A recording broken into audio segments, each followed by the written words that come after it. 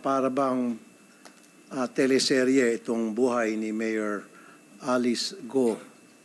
Blockbuster to kapag ito ay ginawa nating teleserye kasi fairy tale eh. Siya ay anak ng isang kasambahay na nabuntis ng isang mayamang Chinese and then pinalaki sa isang farm, nag-aral sa bahay, wala siyang kakilala mga kaibigan, and then isang araw, bigla na lang siyang naging mayaman. Matanong ko lang muna, Mayor Go, maroon ka magkapampangan? Di takla mo po yung aking kapampangan po. Hindi klaro. Hindi po. Konti lang Kaunti po yung lang po. alam ko po. Konti lang po. I lived in Zamboanga only for 2 years, from kinder to grade 1, and yet, natuto ako magsalita ng Chabacano. And it's unbelievable on your part, and you live in that place up to now, and dealing with people with your staff sa farm mo, at hindi ka natutong magkapampangan, konti lang. Ako, malawak ang Chabacano ko. And I only live in Zamboanga for 2 years. From start hanggang ngayon, nasa Tarlac ka na ang primary language doon ay Kapampangan, and yet konti lang. That's unbelievable. That's very amusing.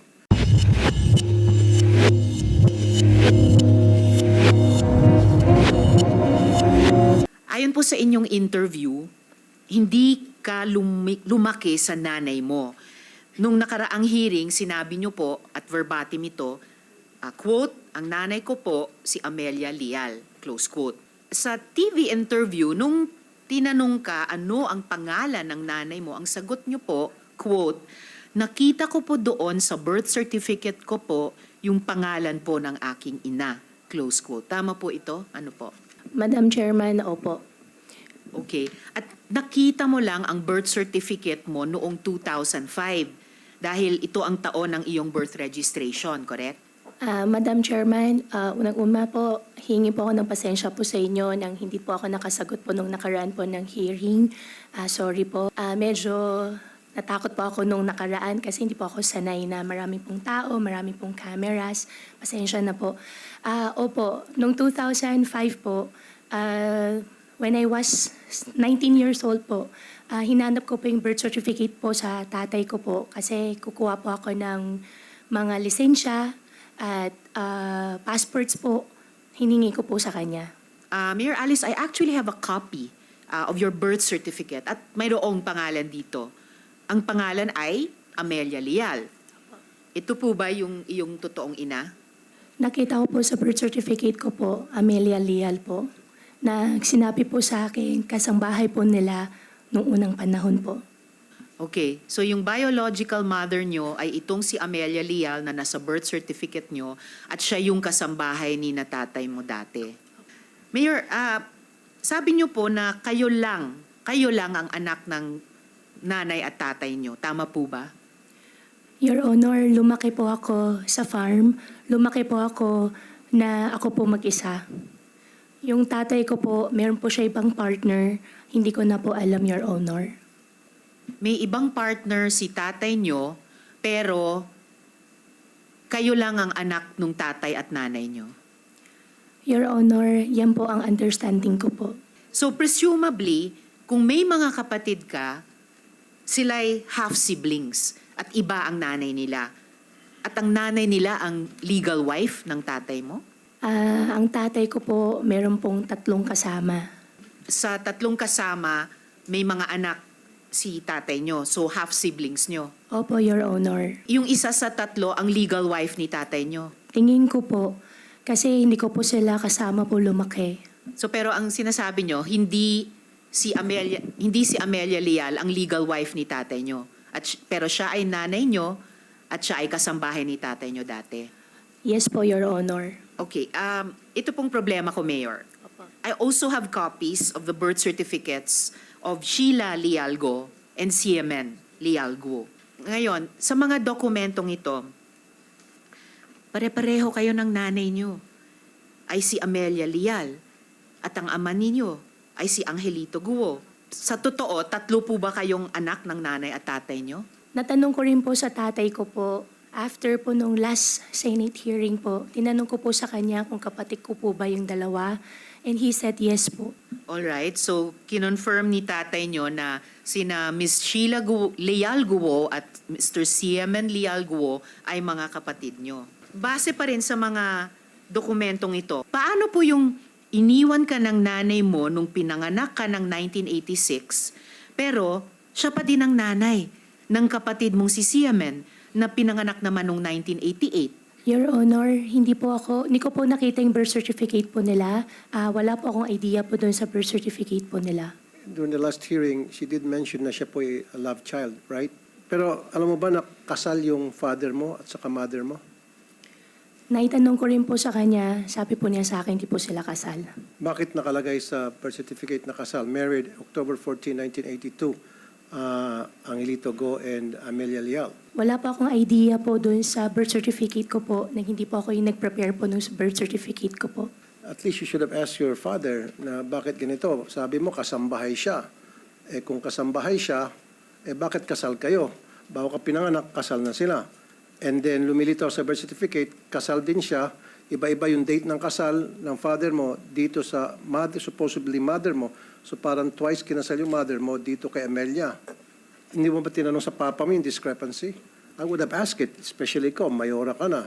Your Honor, hindi po kasi namin pinag-uusapan po sa bahay regarding... I don't think Opo. so. You should have asked your father, Dad, kung ako'y love child, how come na kasal pala kayo ng nanay ko? Eh, tapos pa na yung sabi mo na nabuntis lang at pagkatapos ng mabuntis, tumakas na. Umalis na yung nanay mo. Eh, hindi, lumilitaw dito. Nagpakasal pa ulit yung papa mo sa mama mo. Your Honor, yan po yung truth. Hindi po namin pinag-uusapan po sa bahay. Medyo sensitive po yung topic po, kaya hindi po talaga namin But you're pinag-uusapan not sa bahay. interested about the history of you and your family. Well, that is very important.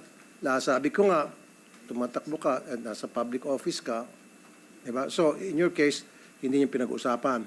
Sino ba yung mayor na kaibigan mo na nag-endorso sa'yo? I want it to come from you. Ang former mayor po, si Mayor John Feliciano po. John Feliciano, base doon sa mga sinasabi ni John Feliciano sa publiko when he endorsed her to be his successor, sabi niya is a good friend, etc., etc. So, maraming alam si Mayor. Kasi hindi naman siguro endorse ni Mayor itong si Ma'am Alice Go kung hindi niya talaga ito sapat na kilala. So maybe the previous mayor, the ex-mayor can shed light about who really Mayor Alice Go is. Madam Chair, yung marriage certificate siguro ng father niya at saka ng mother niya, pwede rin siguro natin hingin sa civil register.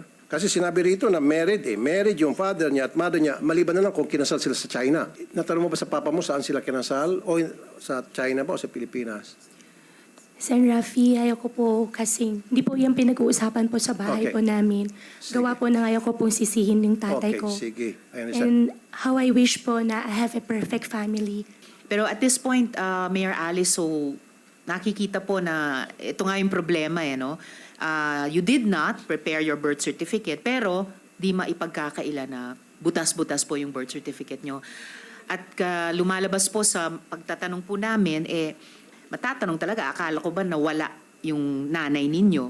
Parang matagal naman yung relasyon nila nung tatay nyo. 3 ang anak. At by the way, iba po yun sa kwento nyo sa interview, no? And here's another issue, Mayor, sa birth certificate na nagko-contradict sa kwento ninyo. Your parents are listed nga as married. Paano nyo maipapaliwanag yun iba-iba ang marriage date sa birth certificates ninyong 3? Hindi ko po talaga alam at hindi po ako yung nag-prepare po nung birth certificate ko po. Madam Chair, pwede makasingit ulit. All right, Sen. Rafi. Amo, yung tatay mo, habang siyang amo, nandiyan yung kasambahay ninyo, naglilinis, inutusan, pamalengke, kasal sila. Kasal sila, tinuturing niyang kasambahay. Kasi marriage, sabi rito. Hindi ko po talaga alam. Pero again, Mayor, siyempre tatanungin mo sa papa mo, kasambahay si mama, papa, pero kasal kayo, paano nangyari? It will be but natural and human reaction na para mag-usyoso ka sa ganitong klase mga impormasyon na makikita mo na it's about your history. Are you not interested about who you are?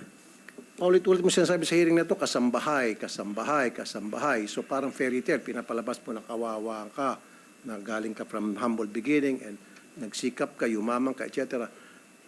Hindi. Don't use that word kasambahay kasi pinagluloko mo lang kami.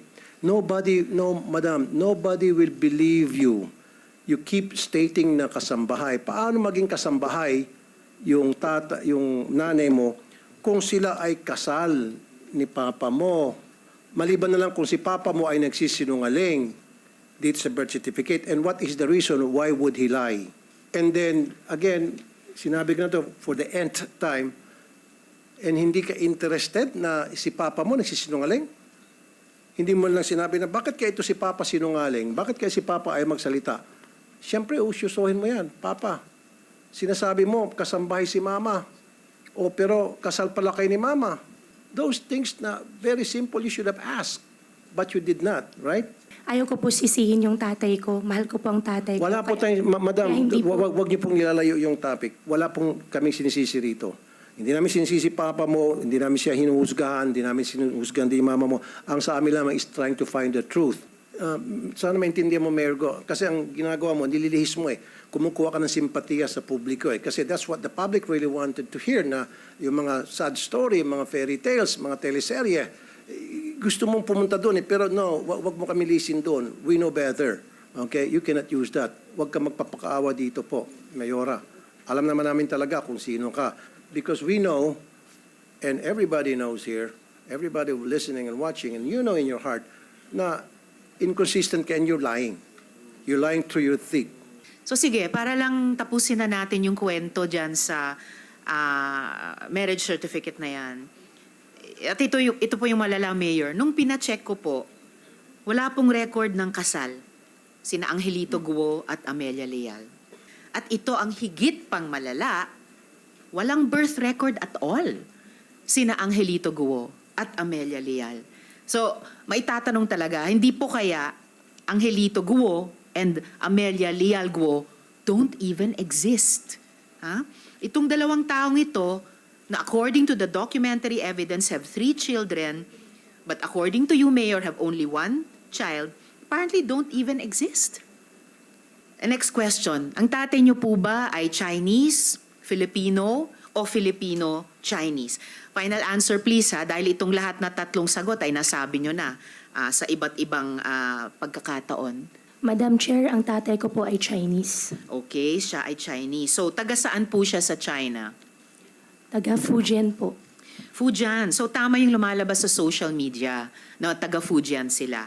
Kung siya ay Chinese, yung tatay nyo, bakit kaya ang sabi sa birth certificate mo na ang tatay mong si Angelito Guo ay Filipino?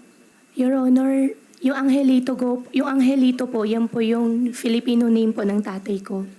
Pero yung citizenship po yung tinatanong ko, Mayor. I had this check po And the Chinese national cannot have 2 citizenships. Yes. Wala po silang dual citizenship.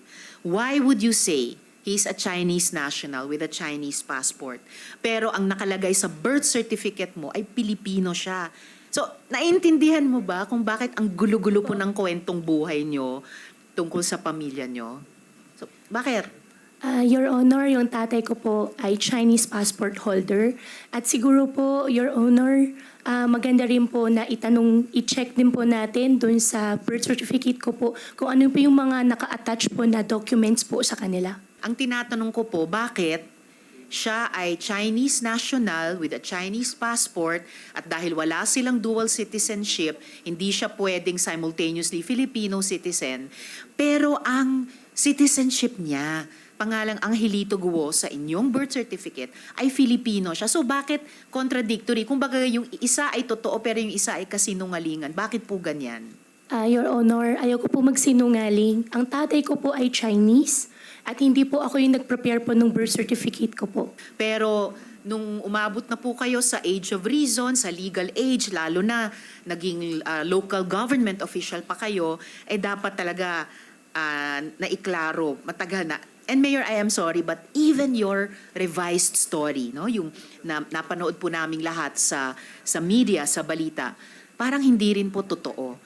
Your birth certificate is riddled with holes. And if your birth certificate is the basis of your citizenship, so pati po yung citizenship nyo ay riddled with holes. Kung Chinese ang tatay ninyo, based on your own self-declaration. Well, sa ilalim ng 1973 Constitution, na yan ang umiiral na konstitusyon nung taon ng inyong pagkapanganak, 1986, kailangan Pinoy si nanay nyo para maging Pilipino rin kayo.